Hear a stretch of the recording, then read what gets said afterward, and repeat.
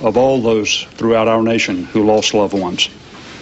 I think this is indeed a reminder of the tragedy and the tragic dangers that we face day in and day out, both here at home as well as abroad. I would tell you up front, I have no intentions of discussing today what comes next, but make no mistake about it, your armed forces are ready. Mr. Chairman. Chairman of the Senate Armed Services Committee, Carl Levin.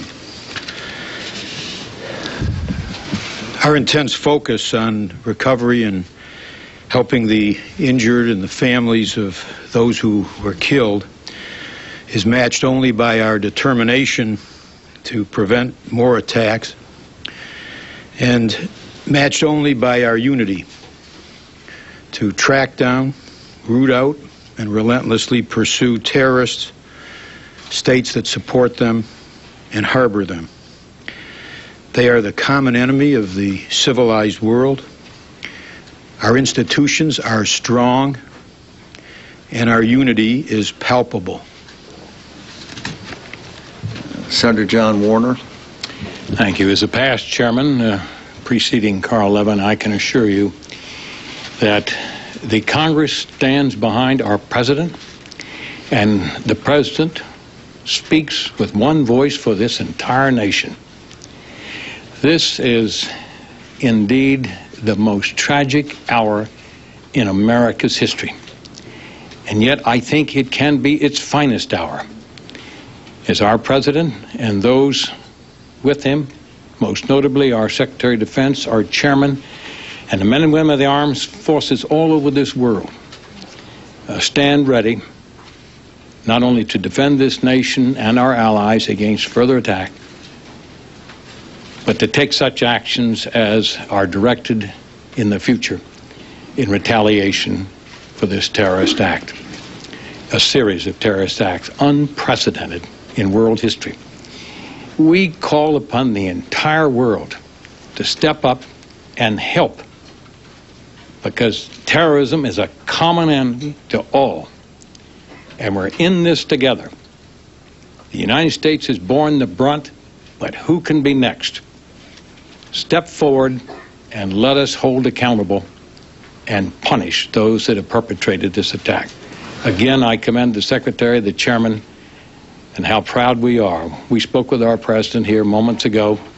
He's got a firm grip on this situation, and the Secretary and the General have a firm grip on our armed forces and in communication of the world over. Thank you very much. We'll take a few questions and then we'll adjourn. Charlie. Mr. Secretary, did you have any inkling at all, in any way, that something of this nature and something of this scope might be planned? Charlie, we don't discuss intelligence matters. I see. And how would you respond if you find out who did this? Obviously, the President of the United States has spoken on that subject, and those are issues that he will address in good time. Striking back, and if so, is the target Osama bin Laden and his organization? I've seen those reports. They, in no way is the United States government connected to those explosions. What about Osama bin Laden? Do you suspect him as the prime suspect in this? It's not the time for discussions like that. Mr. Secretary, you said you could not be specific about casualties. Can you give us some characterization of whether it's dozens or hundreds in the building? Well, we know there were many dozens in the aircraft that flew at full power, steering directly into between I think the first and second floor of the opposite the helipad. You've seen it. There cannot be any survivors. It just would be beyond comprehension. There are a number of people that they've not identified by name, but identified as being dead, and there are a number of casualties. But the FBI has secured the site, and the information takes time to come. People have been lifted out and taken away in ambulances, and the numbers will be calculated, and it will not be a few. Mr. Secretary, could you tell us what you saw? Mr. Secretary, do you consider consider what happened today We're looking also at a picture while we listen to the Defense Secretary Donald Rumsfeld of helicopters that we believe are returning to the White House from Andrews Air Force Base. Marine One is the helicopter that has the president on board and lands on the south lawn of the White House, which is the routine procedure when the president returns to the White House from Andrews Air Force Base. These are helicopters that we're now seeing approaching the south lawn of the White House. That's a picture of downtown Washington that you're seeing right now. President Bush just landing only a few minutes ago at Andrews Air Force Base, returning to the White House, getting ready to address the nation around 9 p.m. Eastern tonight. Once again, Marine Corps helicopters that we believe are one of them carrying the president and his party returning to the south lawn of the White House. There are 6 helicopters there altogether, 6 Marine Corps helicopters. The people who work in this building do so voluntarily. They're brave people, and they do their jobs well. Mr. Secretary, can you give a sense of what happened? What did you see when you left your office, ran down to the site, and... Responsible for today's terrorist attacks in the U.S., however, that is far from confirmed at this point. Both towers of New York's World Trade Center and a section of the Pentagon have been destroyed.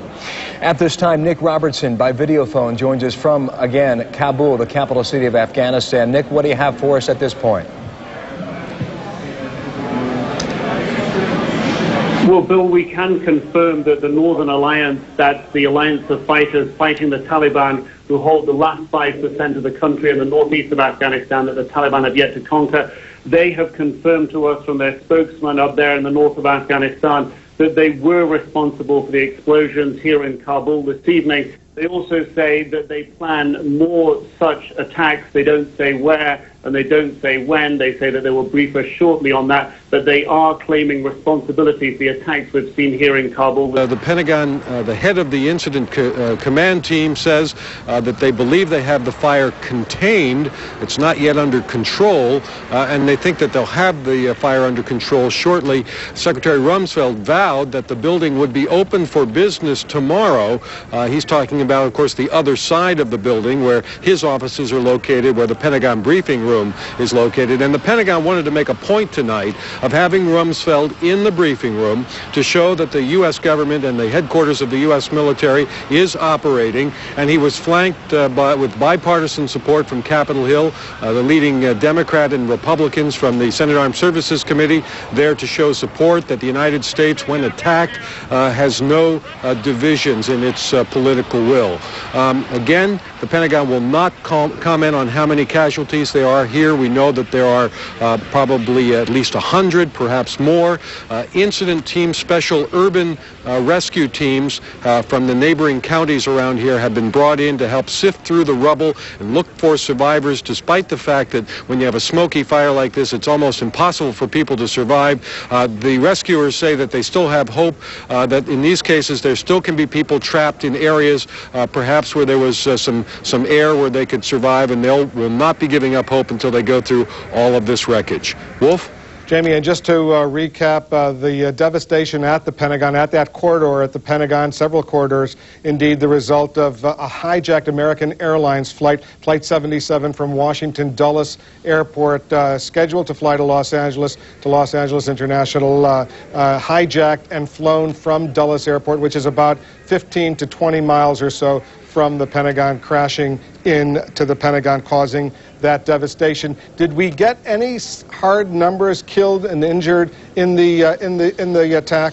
No, the Pentagon is absolutely refusing to even speculate, even though we know the numbers are fairly high. For instance, we know that there were 65 people on that plane. We know they all perished.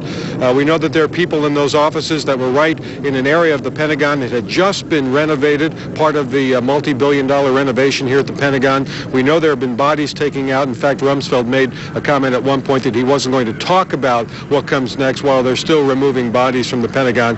But apparently, in an effort to just stop any speculation about it, they're just not giving any numbers out here on the killed and on the injured.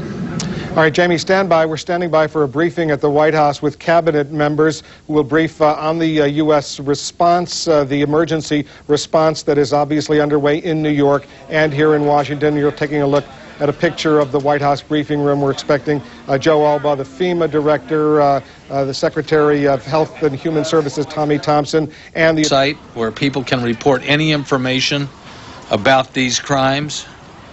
That address is www.ifccfbi.gov. That address again, www.ifccfbi.gov. Individuals can report any information they know about these crimes to that website. It takes courage for individuals to come forward in situations like this, and I urge anyone with information